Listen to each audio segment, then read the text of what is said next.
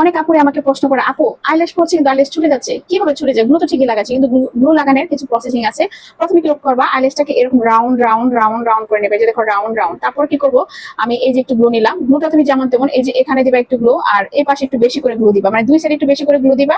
হ্যাঁ, আর মাঝখানে তোমার গ্লুটা একটু কম থাকলে হবে, মাঝখানেও দিবা কিন্তু অল্প হলো কোনো সমস্যা, কিন্তু এই মাথায় দুইটা একটু বেশি করে লাগাবা। হ্যাঁ, এই দুইটা মাথায় যদি একটু বেশি করে লাগাও না, তখন তোমার গ্লুটা কিন্তু কি হবে, গ্লুটা কিন্তু ছুটিয়ে বেশিরভাগ সাইড থেকে, তখন সাইডে সুন্দর করে বসিয়ে দেবে। একটু হালকা একটু শুকিয়ে নেবে, আদা আদা শুকা, তখন এবার শুকিয়ে বসিয়ে দেবে। যেহেতু আমি পরে অভ্যাস আছে, আমার কোনো প্রবলেম হয় না, আমি এবার বসিয়ে দিই, এই বসিয়ে ফেললাম।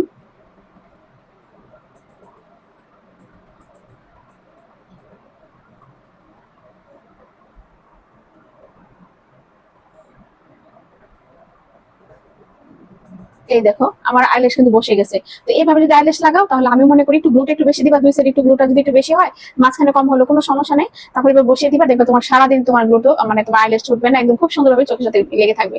আর যদি মনে করো চোখের কোনার মধ্যে আমার আইল্যাশটা ভাজা ভাজা লাগে, সেটা কেন হয়, সেটা যদি এরকম করে চোখের কোনা যদি লাগে, তখন কি করবা, এখানে একটু বা এরকম একটা ব্রাশ নিবা, ব্রাশ নিয়ে হালকা আস্তে আস্তে করে এইভাবে এইভাবে একটু ওদিকে সরিয়ে দিবা, তাহলে দেখা যায় তোমাদের চোখের কোনাটায় আর ল্যাশটা লাগবে না।